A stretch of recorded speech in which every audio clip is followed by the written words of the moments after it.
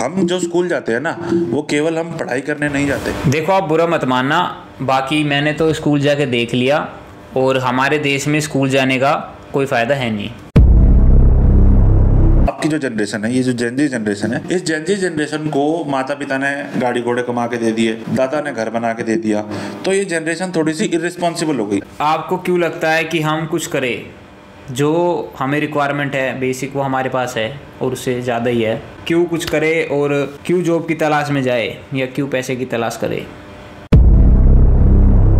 आज आपने देखा होगा स्कूल में बच्चों के बाल बड़े हुए हैं, बढ़ाते हैं बाल बच्चे, जूते अलग पहन के आते हैं, स्टाइलिश पहनते हैं, कड़ा पहनते हैं, चैने पहनते हैं, कई चीजें बच्चे स्टाइल के लिए पहनते हैं। भैया आप कह रहे हो कि भाई फैशन नहीं करना चाहिए और घड़ी कड़े बाल नहीं बड़े रखने चाहिए, तो भाई जवानी आई है और अब नहीं करे तो कब करेंगे इनको? नमस्कार दोस्तों, स्वागत है आपका मेरे पहले पॉडकास्ट में। और पहले पॉडकास्ट में हम बात करेंगे देश की सबसे गंभीर समस्या। देश की सबसे गंभीर समस्या है हमारा यूथ, हमारी यंग जनरेशन, जिसको आज जेन जी नाम दे दिया गया है, जो काफ़ी भटकी हुई है, डगमगाई हुई है। लेकिन अफसोस की बात यह है कि हम ये ध्यान नहीं देते कि वो बच्चे हैं और वो बच्चे हमारे ही बच्चे हैं। और कहीं ना कहीं उसमें ज़्यादा बड़ी गलती हमारी है। जो आज की सिचुएशन है, सिचुएशन वाकई बहुत ख़राब है और उस सिचुएशन को सुधारने के लिए हम आज आपके सामने लेके आएंगे कि क्या कॉमन प्रॉब्लम्स हैं और उनमें किस तरह बच्चे ध्यान दे सकते हैं और अपने जीवन को बढ़िया बना सकते हैं। जिसमें हमारा साथ देने के लिए आज एक स्कूल पास आउट वरुण नाम से स्टूडेंट है हमारे पास, जो पास हो चुके हैं और अब कॉलेज ज्वाइन कर रहे हैं।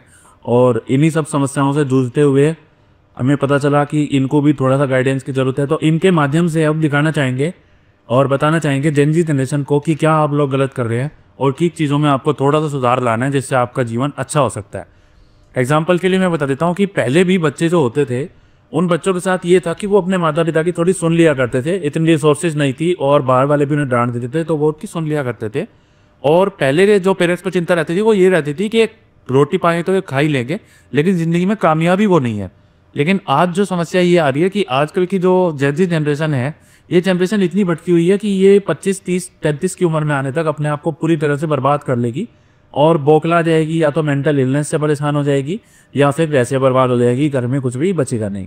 तो इन्हीं समस्याओं को आज डिटेल में डिस्कस करेंगे। वरुण, आपको कैसे लगता है कि आप वाली जो जनरेशन है वो बिल्कुल ठीक जनरेशन है, जबकि इस जनरेशन को एक अलग नाम देके हर जगह ये डिस्कशन हो रहा है कि जेन जी जनरेशन ठीक नहीं है या इनको समझना चाहिए, कुछ सीखना चाहिए? आपको क्या लगता है कि सही कहा जा रहा है समाज में जो ये मुद्दा उठाया गया, या फिर ये आप भी उन तरह के ही बच्चे हो जो पहले बच्चे हुआ करते थे? क्या आपको खुद कोई फर्क नजर आ रहा है? बताइए। मुझे तो समझ नहीं आता कि क्यों हमें ज़्यादा इतना टारगेट किया जा रहा है और क्यों इतनी गलती निकाली जा रही है। और मैं भी ये समझना चाहूँगा कि क्या ऐसी गलती है जो दूसरों को हमारी जनरेशन में दिखाई दे रही है। असल में समस्या क्या है कि जो आपकी जनरेशन है वो एक एमलेस जनरेशन है, यानी जीवन का ना कोई उद्देश्य नहीं है। उद्देश्य से मेरा ये मतलब है कि जीवन का ना एक उद्देश्य होता है। जैसे कि मान लो, सपोज करो आपको एक दुकान पे जाना है, आपको पता है किस दुकान पे जाना है, तो आप घर से निकलोगे तो आपको एक इमेज बन जाएगी कि भाई मुझे इस तरफ जाना है, मुझे साइकिल से जाना है, इससे जाना है, स्कूटर से जाना है, किससे जाना है, तो आप वहाँ पहुंच जाओगे। लेकिन सपोज करो आपको घर वालों ने कह दिया कि आपको समोसे लेने जाना है और आपको दुकान नहीं पता, तो आपके लिए कितनी कठिनाई होगी, कितनी प्रॉब्लमेटिक सिचुएशन हो जाएगी। इस सेंस में मैं आपको बता रहा हूँ कि अगर जीवन का उद्देश्य हो तो आपका जीवन खुद आसान हो गया। मैंने आपको एग्जांपल दिया। अगर आपके हिसाब से हमारी जनरेशन एमलेस जनरेशन है, तो आप बताओ कि भाई जीवन का उद्देश्य क्या होता है? ये बात आपने बिल्कुल ठीक कही। असल में प्रॉब्लम हमारी जनरेशन के साथ यही है कि इनके सवाल बहुत हैं, लेकिन इनके जवाब इनको किसी ने दिए नहीं, मिले नहीं। इसलिए मैंने स्टार्टिंग में कहा था कि गलतियां इनकी नहीं है, गलतियां हमारी हैं। उद्देश्य ना हमें हमारे टीचर्स बताते हैं। बताता हूँ कैसे। हम जो स्कूल जाते हैं ना, वो केवल हम पढ़ाई करने नहीं जाते। देखो, आप बुरा मत मानना, बाकी मैंने तो स्कूल जाके देख लिया और हमारे देश में स्कूल जाने का कोई फ़ायदा है नहीं। आपको स्कूल जाने का फायदा इसलिए नहीं लगता क्योंकि आप अपनी समझ के हिसाब से सोचते हो। आपको लगता है स्कूल में हम सिर्फ पढ़ने जाते हैं, और ये बात मैं आपकी मानता हूँ कि पढ़ाई उस प्रकार की नहीं है, स्पेशली सरकारी स्कूलों में। लेकिन स्कूल में बेटा हम कई चीजें और भी सीखने जाते हैं, जैसे कि डिसिप्लिन हो गया। डिसिप्लिन लाइफ का सबसे इंपॉर्टेंट पार्ट होता है। जैसे कि equality, same same school dress पहनना, बच्चों में बराबरी दिखाना कि कोई अमीर गरीब नहीं है, कोई जात बिरादरी नहीं है। इसके अलावा हम ट्रस्ट करना सीखते हैं। अगर आपको याद हो, एक प्रेयर में होती थी लाइन, इतनी शक्ति हमें देना दाता, मन का विश्वास कमजोर होना। इस लाइन का बहुत गहरा मतलब था। अगर करें उद्देश्य की बात, जो स्कूल में हमारे टीचर्स होते हैं जो 2 से 3 साल से हमें नोटिस कर रहे होते हैं। पहले हमारे टाइम में ऐसा ही होता था, आपके टाइम में अगर कुछ बदलाव आ गए तो मैं कह नहीं सकता। हमारे टाइम में 2 से 3 साल टीचर नोटिस करते थे और वो बता सकते हैं कि ये बच्चा क्या करेगा। जैसे कहते हैं ना कि पूत के पाँव पालने में दिख जाते हैं, वैसे ही एक बच्चे का पता चल जाता है कि ये स्पोर्ट्स में अच्छा है, साइंस में अच्छा है, मैथ्स में अच्छा है, किस सब्जेक्ट में अच्छा है, क्या ये अपने जीवन में कर सकता है। बड़े अफसोस की बात है कि आज के टीचर जो वो एक टीचर है ना, वो जो क्या गाती है वो, समझ गए आप, है ना, मतलब आप समझ सकते हो कि टीचरों का स्तर कैसा हो गया। उस बात को मैं भी एग्री करता हूँ, लेकिन अभी भी काफी कुछ आप लोगों के हाथ में भी है। आपकी जो जनरेशन है, ये जो जेन ज़ी जनरेशन है, इस जेन ज़ी जनरेशन को माता पिता ने गाड़ी घोड़े कमा के दे दिए, दादा ने घर बना के दे दिया, तो ये जनरेशन थोड़ी सी इररिस्पॉन्सिबल हो गई। इररिस्पॉन्सिबल का मतलब है कि जो पैसे कमाए फूक दिए, ठीक है ना। तो ये इस जनरेशन के साथ समस्या है। आपको क्यों लगता है कि हम कुछ करें, जो हमें रिक्वायरमेंट है बेसिक वो हमारे पास है और उससे ज़्यादा ही है, क्यों कुछ करे और क्यों जॉब की तलाश में जाए या क्यों पैसे की तलाश करे? देखो बेटा, भगवान ने जानवर बनाए और भगवान ने इंसान बनाए और उनमें फर्क किया। वो फर्क किसी कारण से ही किया होगा ना उन्होंने, या ऐसे ही कर दिया। जानवर क्या करता है, खाया पिया हक दिया सो गया, बस उसको यही काम होता है। लेकिन इंसान बनाया है तो उद्देश्य के साथ बनाया है और उसको जीवन में कुछ करना चाहिए। भाई देखो, आप इस बात का बुरा मत मानना, बाकी भगवान मैंने तो देखे नहीं ना, मैं भगवान में मानता। यही बात है ना कि आपके मन में कई सवाल है, लेकिन इस सवाल का जवाब मैं आपको जरूर दूंगा। भगवान ने इंसान बनाए, भगवान में आप नहीं मानते, ये आपने कहा। मैं ये तो जानता हूँ कि आपके घर वाले ज़रूर मानते होंगे। मैंने एक वर्ड का नाम लिया था, ट्रस्ट। ट्रस्ट वर्ड जो आप स्कूल में सीखते हो। आज लोगों के बीच में विश्वास खत्म हो गया। आज कोई भी बाहर निकलता है, सामने वाले लोग इंसान पे विश्वास नहीं करता, ये आपने भी देखा होगा। और जैसे जैसे लोगों का विश्वास बाहर वालों से खत्म हुआ, फिर उसके बाद रिश्तेदारों से खत्म हुआ, और एक दिन उस इंसान के साथ ये होता है कि वो अपने माता पिता पे भी विश्वास नहीं करता, अपने भाई बहन पे भी विश्वास नहीं करता, और अकेला पड़ जाता है और पागल हो जाता है। इसीलिए स्कूल में ट्रस्ट सीखते हम, और इसीलिए मैंने आपको बताया था कि विश्वास करना बहुत ज़रूरी है, चाहे फिर विश्वास में आपको धोखा मिले। क्योंकि विश्वास की एक खूबी है, मैं आपको बताना चाहूँगा कि जब हम विश्वास दिखाते हैं किसी चीज़ में, तभी हमें उसकी शक्ति का एहसास होता है। एक मूवी है, मैं उसका नाम बता दूंगा आपको, आप सब भी उस मूवी को देखिएगा। उस मूवी में एक आदमी फंस जाता है, उसका प्लेन क्रैश करता है और वो नदी किनारे होता है, अकेला होता है, ना खाने को कुछ ना पीने को कुछ। वहाँ पे वो क्या करता है, अपने बचे हुए सामान में से एक फुटबॉल निकालता है और उस फुटबॉल पे एक डिजाइन बना देता है भगवान का फेस, और उस फेस में वो इतना विश्वास दिखाता है कि वो वहाँ पे मेरे ख्याल में शायद 3-4 ईयर्स तक सर्वाइव भी करता है और वहाँ से निकलता भी है, सिर्फ इसलिए क्योंकि वो उसमें विश्वास दिखाता है। तो ये होती है विश्वास की शक्ति। उम्मीद करता हूँ आपको विश्वास की शक्ति समझ आ गई होगी, और जिस दिन आप विश्वास दिखाना शुरू कर दोगे उस दिन आपको कुदरत का एहसास भी हो जाएगा। ये बात भी मैं 100% आपको कह रहा हूँ। उसी मूवी में आपको एक और चीज देखने को मिलेगी, जब वो अपनी बीवी को 3-4 साल बाद कॉल करता है और आप देखिएगा कि उसकी वाइफ किसी और से रिलेशनशिप में आ जाती है, सिर्फ इस कारण से क्योंकि वो ट्रस्ट नहीं करती। अगर वो विश्वास दिखाती, देख लो उसका हस्बैंड बच गया था और एक ना एक दिन वो उसे कॉल करता, लेकिन उसने विश्वास नहीं दिखाया, उसने पेशेंस नहीं दिखाया। पेशेंस, ट्रस्ट, लॉयल्टी, इन सब चीजों को आप बेहतर रूप से समझ पाएंगे उस मूवी के थ्रू। और रही बात जो आपने कहा कि जीवन में आपके पास सब कुछ है और आपको कुछ नहीं करना है, तो बेटा मैं आपको एक चीज बताता हूँ कि हमें ऐसा लगता है कि हमें सिर्फ खाना है, पीना और ये करना है। शादी के बाद वाइफ को, बच्चों को खाना खिला रहे, तो हमें लगता है हम बहुत बड़े काम कर रहे हैं। आदमी काबिल उस समय कहलाता है जब वो एक जमीन का टुकड़ा ले लेता है। और आपको पता है कि किसी भी समय में जमीन का टुकड़ा लेने में, अब जमीन का टुकड़ा ये तो है नहीं कि आपको एक टाइल जितनी जगह खरीदनी है। आप जमीन का टुकड़ा लेने जाओगे तो 50-100 गज तो लोगे, और इतना लेने में आपके पसीने छूट जाएंगे, क्योंकि उस हिसाब के दाम होते हैं। आज आप कभी भी देख लो, कहीं भी देख लो, कुछ चीज़ें हमें समय के साथ समझ नहीं आएंगी। उसके लिए हमें सब्र रखना होगा, उसके लिए हमें बड़ों में विश्वास दिखाना होगा, उसके लिए हमें अपनों की, परायों की, साथ वालों की सुननी होगी। आप सबने वो मूवी भी देखी होगी अक्षय कुमार की, जिसमें वो ऐसे डंडा घिस रहा होता है, ट्रेनिंग ले रहा होता है, तो उसको समझ ही नहीं आता वो किस लिए कर रहा है। लेकिन जैसे उसका मास्टर उसकी तरफ चेयर फेंकता है तो वो चेयर टूट जाती है और उसको समझ आता है कि मेरे हाथ मजबूत करने के लिए मास्टर ऐसा कर रहा था। थोड़ा सा जेन ज़ी जनरेशन को विश्वास दिखाने की जरूरत है, माता पिता की सुनने की जरूरत है, उनकी मानने की जरूरत है। बदलते समय के साथ कुछ ज्यादा ऐसे बदलाव आ गए हैं, गरीबी, कमाना मुश्किल हो गया है, तो माता पिता बच्चों पे ध्यान नहीं दे पा रहे हैं। कई ऐसी समस्याएं हैं जिनके चलते जेन ज़ी जनरेशन समस्याएं फेस कर रही है। आज की जनरेशन की एक और समस्या जिसके बारे में मैं आपसे भी पूछना चाहूंगा कि आपके उसके बारे में क्या विचार है, शादी को लेकर जो इंस्टाग्राम पे ये दिखाया जा रहा है, आपको क्या लगता है ये कहाँ तक रियल है कि आजकल डिवोर्स हो रहे हैं? भाई आजकल जो दिखाया जा रहा है वो पहले भी था। पहले इतना समाज में दिख नहीं पाता था, क्योंकि पहले सुविधा ही नहीं थी, मीडिया नहीं थी, ऐप्स नहीं थे, वरना अब आज इतनी सुविधा है, इसलिए वो वायरल हो जाता है।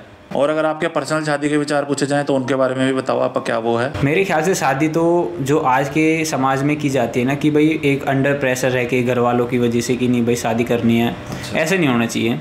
शादी मैं मानता हूँ दो व्यक्तियों में हो रही है। मेरे को आप एक बात बताओ कि रिलेशनशिप को आप कितना वो समझते हो, खुल के बताना, मतलब शर्माना मत इसमें, आप मेरे को खुल के बताइए कि क्या रिलेशनशिप आपको अच्छा लगता है कि एक लड़की साथ हो, एक आप फिजिकल रिलेशनशिप हो आपका किसी के साथ, आपको लगता है ऐसा इस उम्र में होना चाहिए? तो ठीक है, लेकिन शादी नहीं होनी चाहिए। शादी एक बंधन है जिसमें आप बन जाओगे। हाँ, बन जाओगे। यही आज के यूथ की समस्या है कि टेम्परेरी चीज़ें तो आपको चाहिए, मज़ा चाहिए, लेकिन वो मज़ा सजा ना बने, बस रिस्पॉन्सिबिलिटी से भाग रहे हो आप कुल मिला के। सच्चाई तो यही है। नहीं, ऐसी बात नहीं है। मेरा शादी भाई करो, पर शादी आप कर रहे हो, जीवन साथी आप चुन रहे हो, तो ये काफ़ी, मैं मानता हूँ टाइम दो, उसमें थोड़ा समय दो। आप मार्केट में जाते हो, वहाँ भी अगर कुछ चीज़ खरीदते हो, आप 100 चीज़ें सोचते हो भाई कैसी है, क्या कपड़ा है इसका, क्या वो है। सही। अब आप 1 महीने पहले कहते हो भाई इस लड़की की शादी होगी, कर लेते हो। हाँ। कम से कम उससे 1 साल 2 साल मिलो, बातें करो, देन फिर अगर शादी करो तो बेस्ट डिसीजन है। अच्छा, आप ये कहना चाह रहे हो कि अगर माता पिता ने आपके लिए कोई ढूंढा है तो वो गलत है? नहीं। तो इसका मतलब आप पहले इस्तेमाल करें फिर विश्वास करें वाला लॉजिक फॉलो करते हो। हमें माता पिता पे विश्वास करना चाहिए।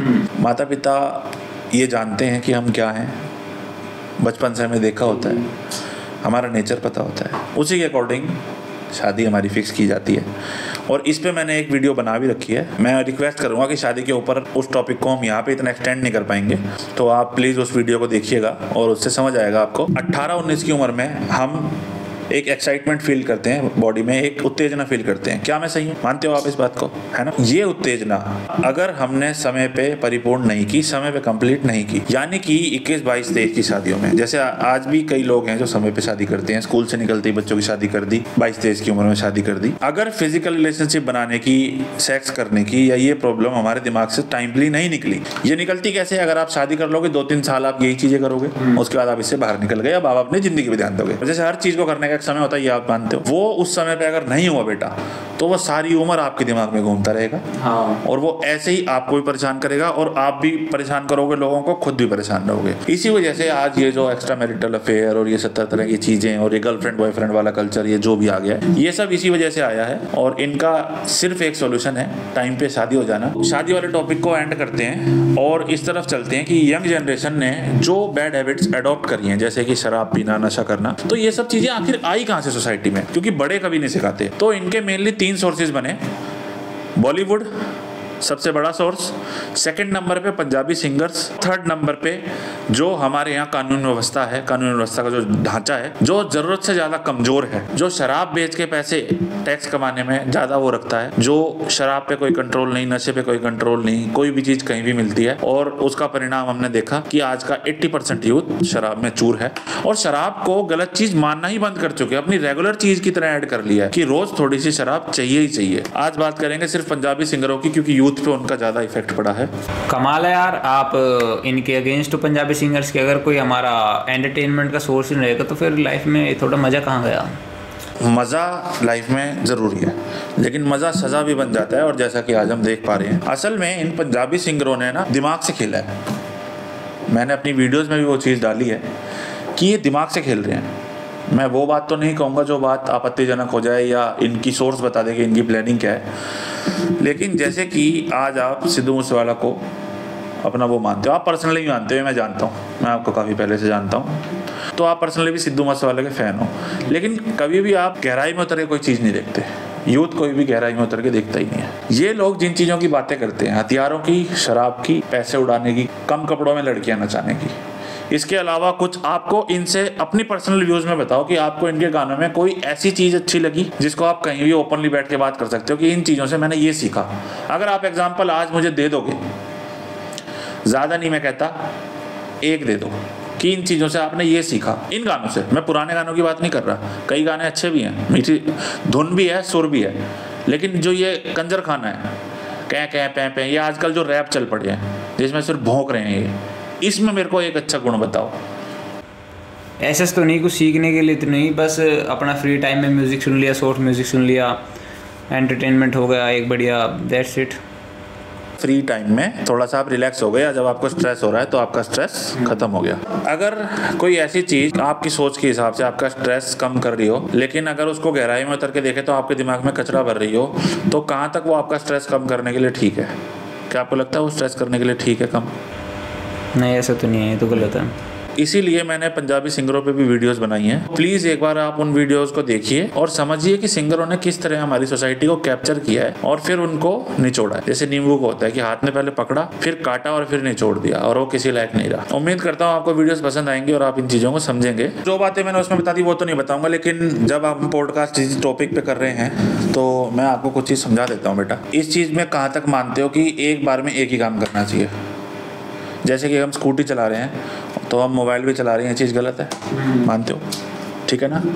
खाना खा रहे हैं, टीवी देख रहे हैं, ये भी गलत है, लेकिन आन चीज़ों से हम कुछ चीज़ें ऐसी हैं जिनसे हम बच नहीं सकते। ऐसे ही आज जो है इन्होंने हमारे बच्चों में कुछ चीज़ें घुसा दी हैं।